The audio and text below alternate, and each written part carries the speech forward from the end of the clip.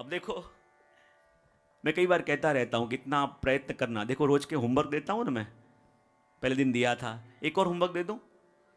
जब आप रात को सो जाओ आज, तो लेफ्ट साइड टर्न होके सोना। लेफ्ट साइड टर्न होके सोगे ना तो पूरी रात आपकी सूर्य नाड़ी चलती रहेगी। और जैसे ही आप जगो कल, तो एकदम से बेड में से नीचे मत उतरना। सबसे पहले चेक करना कौन सी साइड चल रही, कहां से फ्लो आ रहा है, और जो साइड से फ्लो आ रहा हो ना, उस हाथ को पहले देखना, उस हाथ को चेहरे पे घुमाना, फिर वही पैर बेड से नीचे उतारना, 2-3 बार जमीन में करना, और फिर दिन की शुरुआत करना। कुछ हो तो 2 दिन और हूं मैं।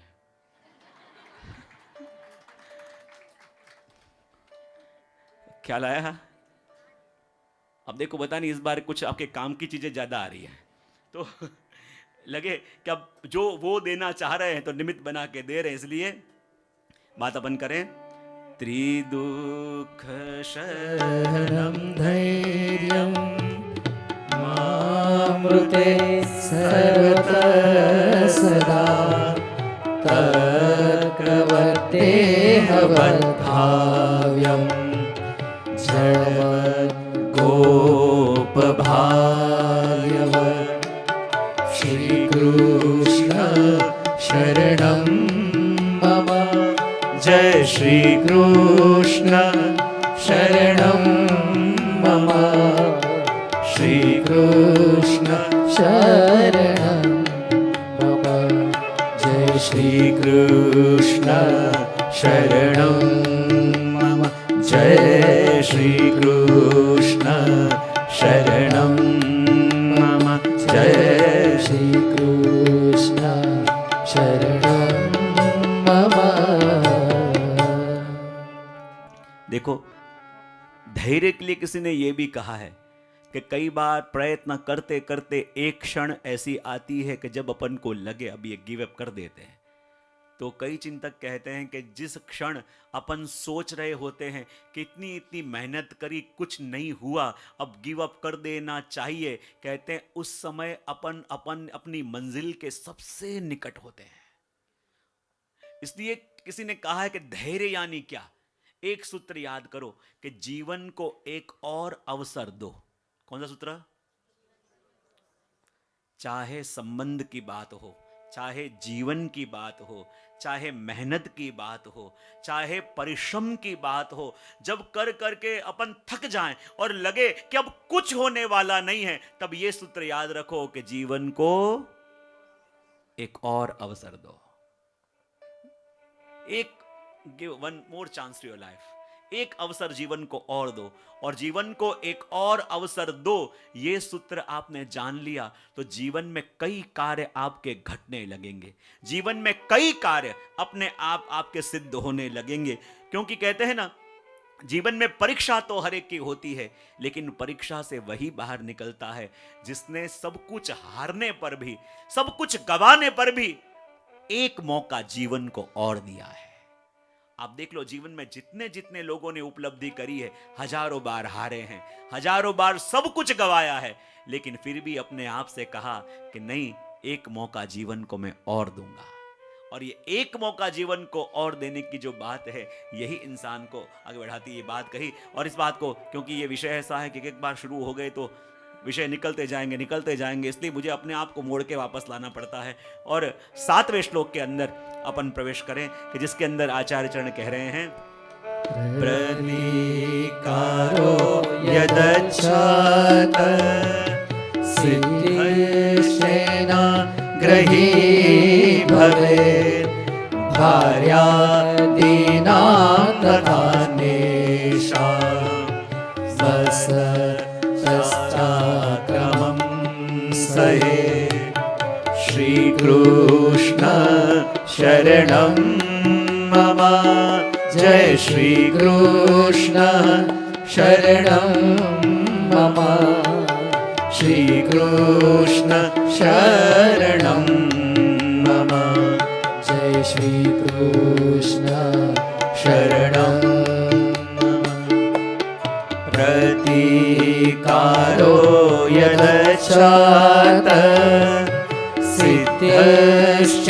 सिद्धिश्चेनाग्रही भवेत् भार्या दीनां तथा नेषां सतश्चाग्रहं सहे श्रीकृष्ण शरणं मम जय श्रीकृष्ण शरणं मम श्रीकृष्ण शरणं मम जय श्रीकृष्ण शरणं जय श्रीकृष्ण शरणं जय श्रीकृष्ण शरणं मम। देखो, इस 7वें श्लोक के अंदर आचार्य चरण एक और सुंदर बात कह रहे हैं। पहले के श्लोक में ये कहा त्रिदुख सहनम धैर्यम, तीनों प्रकार के दुखों को सहन करना चाहिए। लेकिन अब आचार्य चरण कह रहे हैं कि प्रतिकारो यदच्छात, क्या कर रहे हैं आप कि भगवद इच्छा से दुख निवृत्ति का यदि उपाय मिले तो फिर दुख सहन करने का आग्रह रखना चाहिए नहीं। स्त्री पुत्रादि एवं हीन व्यक्तियों के द्वारा जो भी तिरस्कार हो उसे सहन करना चाहिए। देखो, दो वस्तु यहां आचार्य चरण कह रहे हैं। पहले के श्लोक में आपने कह दिया कि धैर्य यानी क्या, बोले तीनों प्रकार के दुखों को सहन करना। लेकिन आचार्य चरण कहते हैं कि जो भी वस्तु ज्यादा करो ने उसकी आदत मन को पड़ जाती है, और आदत मन को पड़ जाती है तो मुझे बताओ, आपको जीवन में खुशी में रहने की आदत ज्यादा है कि दुखी रहने की?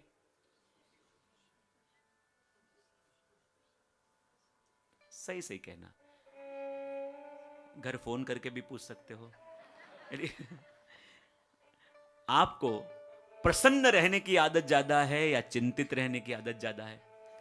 और अपने वहां कहते हैं कि जो व्यक्ति जैसी अवस्था में ज्यादा रहता है ना, तो वो उस अवस्था के लिए फैमिलियर हो जाता है, और जब फैमिलियर हो जाता है तो उस अवस्था में रहने की उसकी आदत पड़ जाती है, और आदत पड़ जाती है तो वो जान के ऐसा माहौल खड़ा करेगा कि कोई कुछ कहे और वापस दुखी होकर बैठ जाए। तो यहां आचार्य चरण कह रहे हैं कि त्रिदुख सहनम धैर्यम, तीनों प्रकार के दुखों को सहन करना चाहिए। लेकिन संग संग आचार्य चरण कह रहे हैं यदि दुख का इलाज या दुख का उपाय सामने उपलब्ध है तो वो उपाय कर लेना चाहिए। उपाय होने पर भी फिर दुखी होके ही बैठूंगा, दुखी होके ही रहूंगा, ऐसा आग्रह रखना चाहिए। अब देखो, त्रिदुख सहनम में अपन कहते हैं आधि भौतिक शरीर संबंधी दुख भी आ गए। मैंने कल भी संकेत दिया था, यदि स्वास्थ्य ठीक न हो और अपन कहें कि ना प्रभु ठीक करेंगे, प्रभु ठीक करेंगे, तो प्रभु बोले दुनिया में मैंने डॉक्टर किस लिए भेजे हैं कि वो भी करने के लिए मैं आऊं? तो यदि स्वास्थ्य अनुकूल न हो लेकिन वो ठीक करने का साधन अवेलेबल हो तो फिर दुखी होके बैठने की आवश्यकता नहीं, वो साधन का उपयोग करना चाहिए। ये आचार्य चरण कह रहे हैं। देखो कितनी बड़ी बात कह रहे हैं। त्रिदुख सहनम धैर्य कहने के बाद कह दिया कि यदि अपने पीड़ाओं को, अपने दुखों को दूर करने का साधन अवेलेबल हो तो फिर हट करनी नहीं चाहिए। प्रभु कौन से, वो प्रचलित प्रसंग नहीं आपने सबने सुना होगा, वो वैष्णव थे और प्रभु में इतना भरोसा रखते, इतना भरोसा रखते। एक बार बाढ़ आई, सुना होगा आप सबने, जानते हो ना, बाढ़ आई और इतना पानी बढ़ने लगा कि वो छत पे गए और फिर कहते हैं कि वहां नाव चलने लगी। नाविक आया और कहा कि अरे भैया सेठ जी जल्दी नाव में बैठ जाओ वरना डूबोगे। उसने कहा नहीं, मुझे तो प्रभु लेने आएंगे तब जाऊंगा। बोले ठीक है। पड़ोसी बुलाने आया, अरे भैया मैं नाव लेके जा रहा हूं, मेरे संग चलो। बोले नहीं, मुझे तो भगवान लेने आएंगे तब जाऊंगा। ऊपर से गवर्नमेंट वाला ने हेलीकॉप्टर भेजा, हेलीकॉप्टर की सीढ़ियां गिराई, कहा कि जल्दी ऊपर बैठ जा, मैं तो शरणागत जीव हूं, जब प्रभु लेने आएंगे तब जाऊंगा। और वहीं इतना पानी बढ़ा के डूब गया। और कहते हैं जब प्रभु के धाम में गया बड़ा गुस्सा होके गया था, बड़े गुस्से में था। प्रभु बड़ी बड़ी बातें आपने करी है, जो मेरे शरणागत होते हैं उनको मैं बचाता हूं, उनकी मैं रक्षा करता हूं, और मैं प्रभु आपकी राह देख के बैठा रहा, आप एक बार भी बचाने नहीं आए। तब प्रभु ने कहा अरे मूर्ख, मैं तुझे बचाने के लिए एक बार नहीं 3 बार आया। एक बार तेरा पड़ोसी बन के आया, एक बार नाव लेके आया और एक बार हेलीकॉप्टर लेके आया, पर तेरी अज्ञानता है कि तू मुझे पहचान नहीं पाया। ये जरूरी नहीं कि जब मैं आऊं तो हाथ में मुरली हो, मस्तक पे मोर पंख हो। मैं तो कभी भी किसी भी समय किसी भी रूप में आ सकता हूं। तो उस प्रकार जब यदि स्वास्थ्य अनुकूल न हो, देह साथ न दे रहा हो, और यदि कोई उसका इलाज करने आए, तो महाप्रभु जी कहते हैं फिर दुख भोगने की जरूरत नहीं है। यदि साधन अवेलेबल है तो उसका उपयोग करना चाहिए।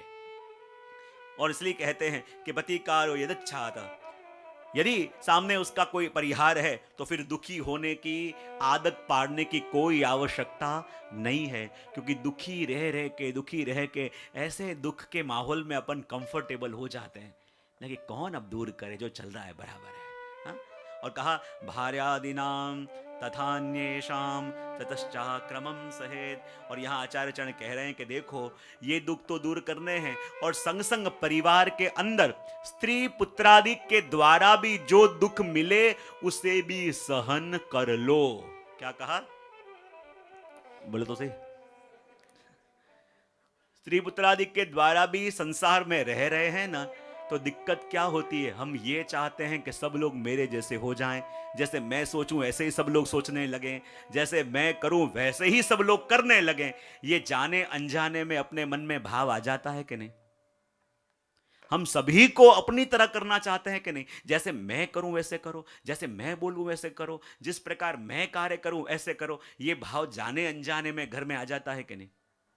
हाँ?